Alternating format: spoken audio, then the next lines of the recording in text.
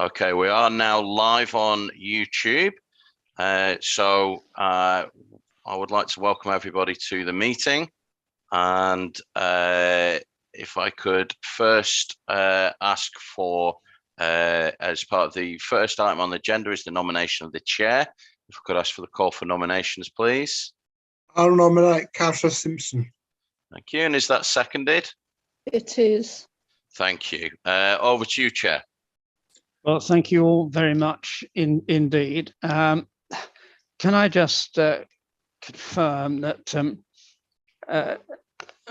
everybody is present who needs to be present this afternoon?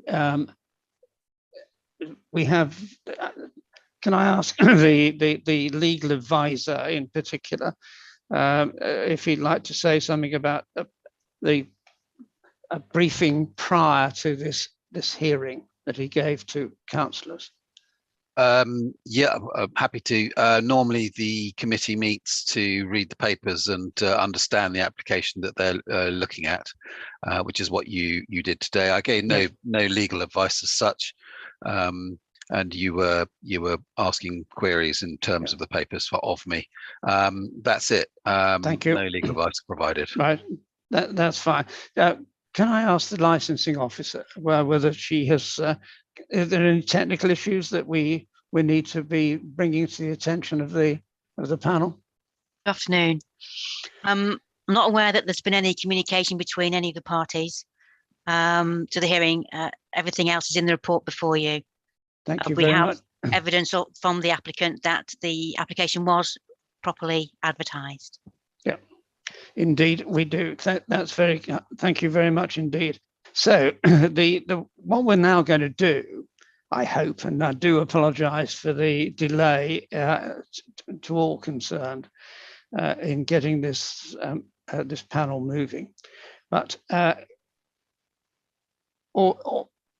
there have been conditions put to the applicant, but I'm going to ask the applicant if he would like to present his case to the panel in order for questions then to be asked by the interested party, as there are no references from responsible authorities at this hearing. So who's going to, Suresh, are you going to speak on behalf? Yes, yes, Chair, it will be me. Thank you.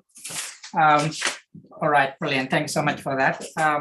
Chair, I think I just wanted to give briefly, I think as you all have seen, read all this, the pack. So, Chair, I think this application was made. We have, we are aware of where the premises is situated and the special policy that in place in that area, and considering all the problems in the area. Also, this application is, before it was made, it was, is well prepared and well consulted with the authority as well. And we went through, the application details with the police, and the police is actually, haven't put any representation, as you can see, and also the other representation from the trading standard, Chair, also has been, the condition has been accepted, it's been withdrawn. Chair, I mean, like what I would like to say, Chair, I think the application, the applicant made this application, he been working in the local area, he's working in the Mitcham Astor for over 8 years.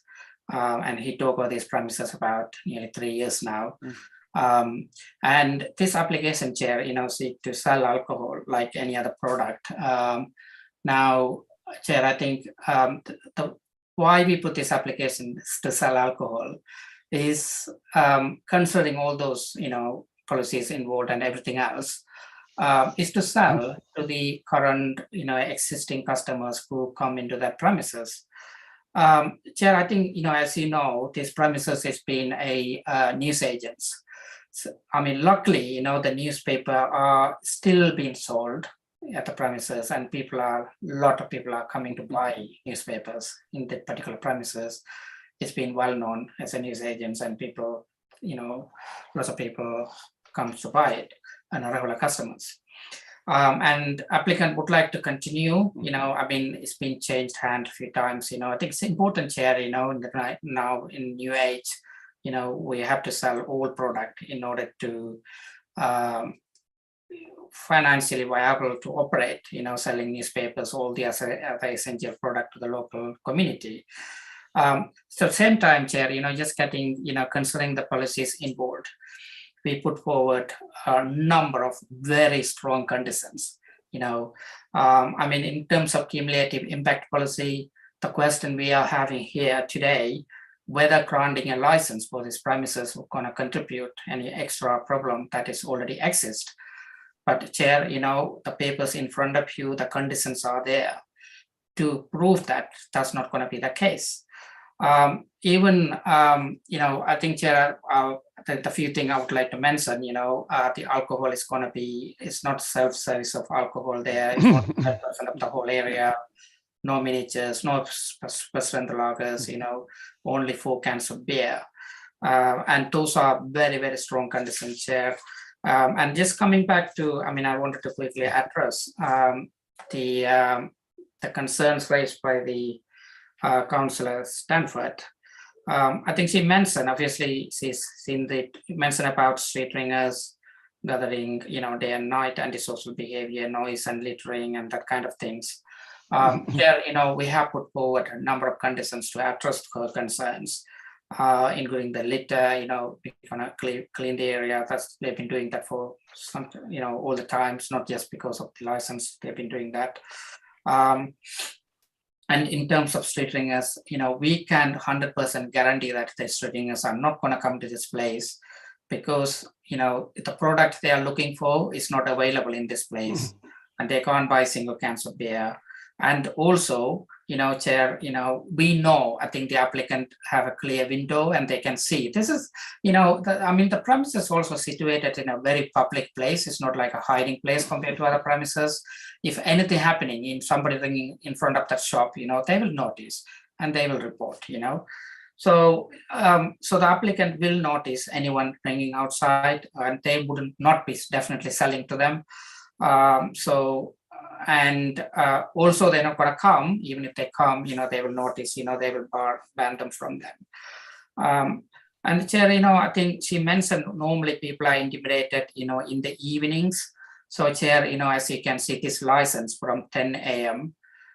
To 6 p.m. in the evenings, we are nearly, at the moment, is only to responsible customers coming to buy, some other product in the area, or people coming to buy newspapers in the early morning, and they know they can come also to buy here, bottle of wine, rather than going far away. They come, same customers coming back again later on to buy bottle of wine, so things like that. We can advertise very clearly, the hours, so people know, what time they can buy alcohol in that place.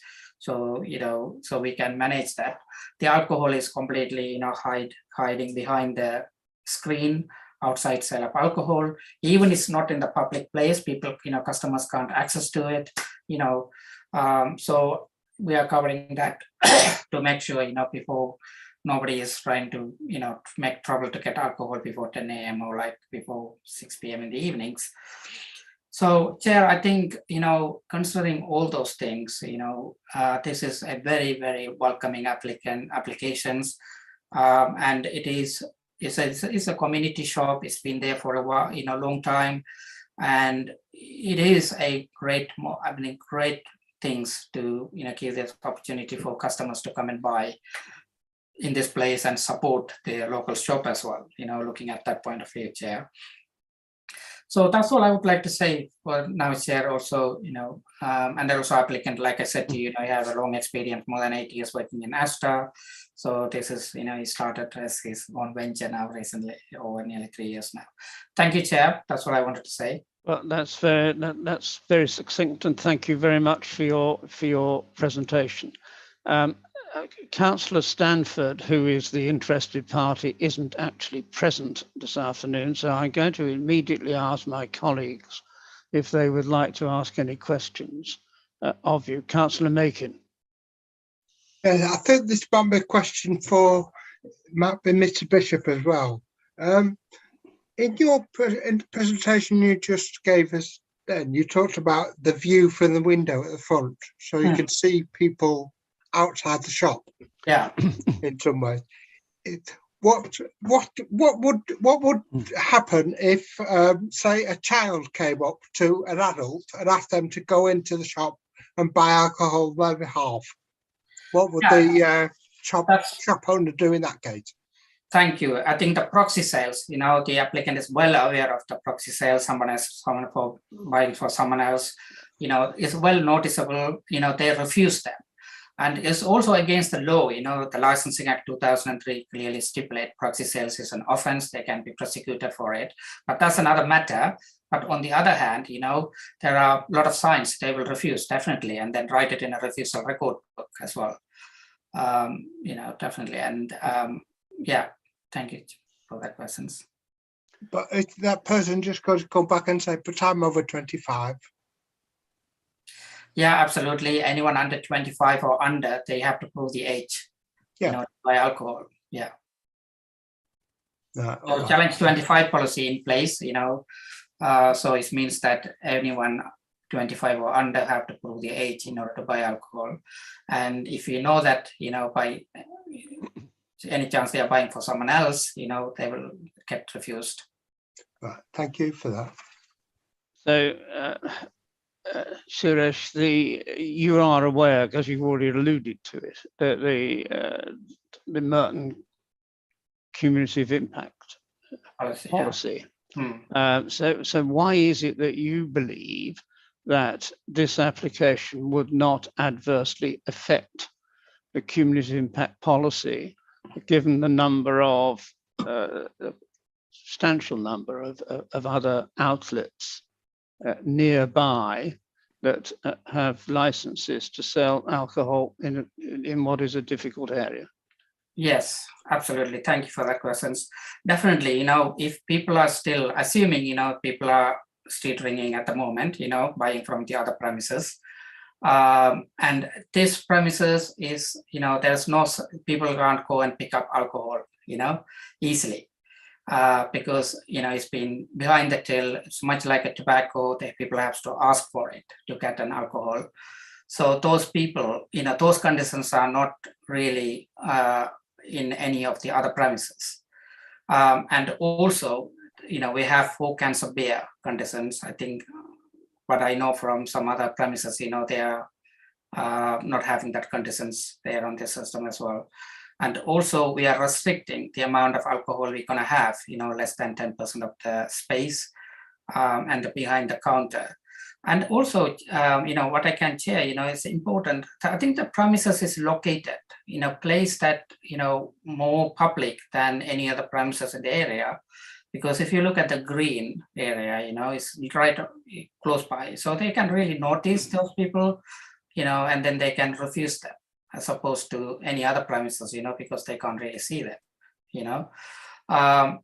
And right now, we have a lot of other conditions which are more stronger than any other premises in that area also there.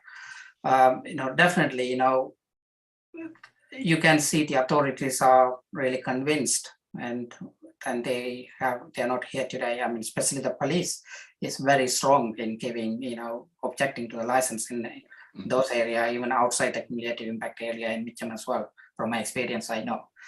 And they in our opinion and their opinion as well, and also the hours, because that's also important here, because we are not having early mornings. We're starting at 10 o'clock, and then we are not finishing at 11 like any other premises. We are finishing at 6 o'clock. So we are really addressing, really serving those existing customers, comes, responsible drinkers, take it home, and really being part of the community, supplying our product. Thank you for that. So, Councillor Makin. I've got another question. It's about CCTV this time. It says in the application that one of the conditions that is being put on is about the CCTV being kept for 31 days. Is the CCTV just going to show the inside of the shop, or is it going to show the outside as well?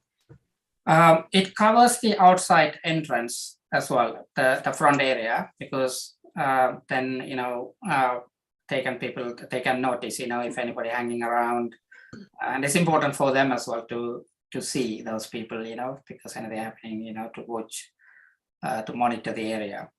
That. All right, thank you for that.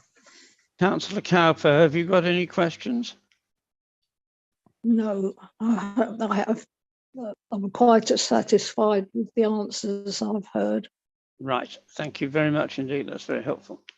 I don't have any further questions actually, so I Councillor Macon, have you got any other questions? You're satisfied with the answers that you've? I'm satisfied with the answers I've received. Thank you very much indeed. Okay, well, as there's no presentation from the interested party, I think we Guy can. put his hand up, sorry. Sorry, Guy. Yeah, I did put my hand up for a few seconds sorry. there. Apologies. The thing is, the conditions as proposed don't necessarily address the sort of issues with street drinking. For example, you could have single cans being provided. I can't think of the other sort of things, but there are a few other sort of examples. Let me give you examples. Such as, sorry, just a second. Will a personal licensee be on site? That's another question. Yeah. And also when sales are being done. More details maybe about the staff training for the purposes of underage sales related to or other issues to do with street drinking. Signs about CCTV, I'm assuming that's on the conditions proposed. Okay, those are helpful Some points. thoughts that we need to think about perhaps in terms of decision making, but I'll address you on that and give you legal advice on that in due course. The other point that needs to be made is in relation to evidence. Mr. Baker, who is the previous licensing advisor to the applicant, in a submission explained that he felt that there was an issue with the cumulative impact insofar as evidence related to the problem drinking in the area. Obviously, the evidence for the cumulative impact policy is the evidence that applies in that situation. It doesn't, there's not necessarily going to be any related to this particular premises because it's not necessarily got a license to do that yet. And then last but not least, obviously this premises has previously made an application for a license that's been refused, albeit quite some time ago, but on similar terms, in terms of the same sort of conditions. But obviously that's for you to consider in your deliberations in relation to the conditions offered. Thank you. That's very helpful. Right. So this is an unusual. Suresh, this is an unusual panel because the representations that were previously made by Trading Standards and all the police, of course, have been withdrawn on the basis of conditions that your client has agreed. Are you aware, or were you aware of any previous application made for these premises, whether it was by the current owner or not? No, this is totally a new application, Chair, and with a new applicant. Definitely in the last 3 years, there were no applications made, and also, Chair, these applications, we don't know any details of that application, but right now what we have it in the front, right now, right in this moment, maybe there were objections from the other authorities at the time, but right now, we have no objection from any of the other authorities. And also the hours of the applications And the conditions, I can guarantee you definitely 100%, it won't be that, these conditions are very strong in my experience. I myself personally applied in Westminster Council as well, just to mention, even in Leicester Square Underground Station also, years back, I applied myself and granted the license. But, comparing to that also, these conditions are very, very strong, Chair, even in a very problems areas. And there's no self-service of any of the alcohols. And also considering the hours, Chair, this has been very responsibly made, and this really addresses all the thing. Chair, I think, there is no, I think, as the legal advisor said about the staff training, there is details about the staff training, in there with the training standards as well. Every 3 months they need to be trained, with appropriate age checks and things like that. And definitely there will be a science about CCTV, there is no questions about that. And what about the presence of if I may just interrupt you, what about the presence of the personal license holder? That's right. That's what I was going to say that. Chair, I think there's no need. Considering all of this, the alcohol is all about staff training, Chair, and how you train the staff. Right now, the staff can be trained up to even more than the personal license holder levels, especially what we are looking at here, how do you not sell it to, how do you refuse the street ringers, those kind of training can be incorporated by the applicant with his experience in ASTA also, they have a very strong training system, so he will apply that. So that's what I would like to say that, Chair. Thank you very much indeed. I don't have any more questions. Russell, Councillor Makin. I've got another question now about the CCTV again. I'm concerned that the CCTV covering the outside of the shop is fine, except that it's going to show members of the public just walking past, presumably, and we need to avoid that. I can understand the way that you want to show the front of the shop because it stops vandalism or various people hanging around, but the normal member of the public who just walking past the shop doesn't really want to be on the CCTV. And yeah, but under the Data Protection Act, we can't give access to anybody.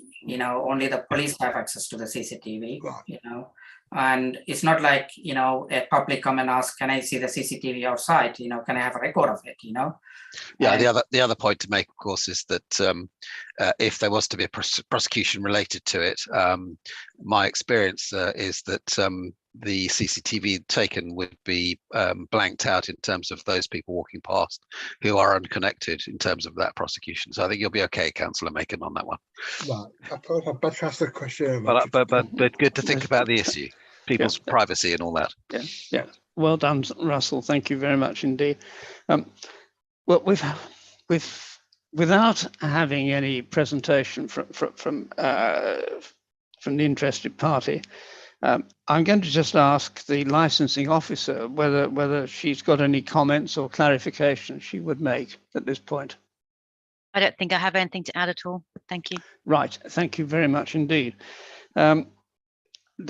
We've heard from the legal officer already, but that he will discuss with the committee some points of law which we may or may not wish to cover when we go into private session. So I'm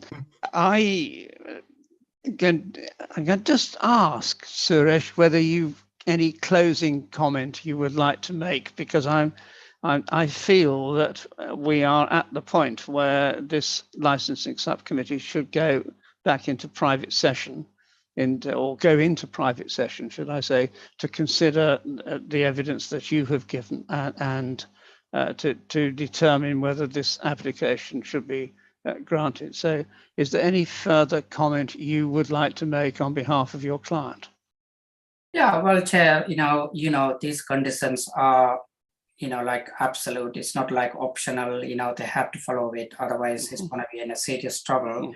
And the area will be, watched by the local councillors closely as well. other police, highly monitored. And that's not an issue, but also, Chair, what I would like to say is, it's all about how you manage the premises as well.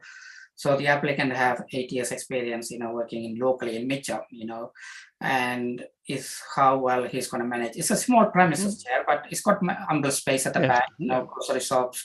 I think it's a great thing to support these applications and see, right? But I think, I think also, like I said to you, Chair, if there are normally the street ringers in that area will be like regular ones, you can really look at them and then really bar them and not really serve them, and then they don't come here, so it's quite manageable, I would say. And that's what I'd like to say. Thank you, Chair. Well, thank you very much, and thank you for your patience in waiting until we were able to actually start this hearing. We are grateful to you for that. In the absence of any further comments, what I'm going to say is now that this meeting will now be closed. This hearing will now be closed. The subcommittee will retire for private session, and that all parties will receive a written decision notice within 5 working days of this hearing this afternoon. And the legal officer and the clerk will be invited to join the subcommittee for its deliberations. So I'm going to say thank you all very much for your attendance. The public session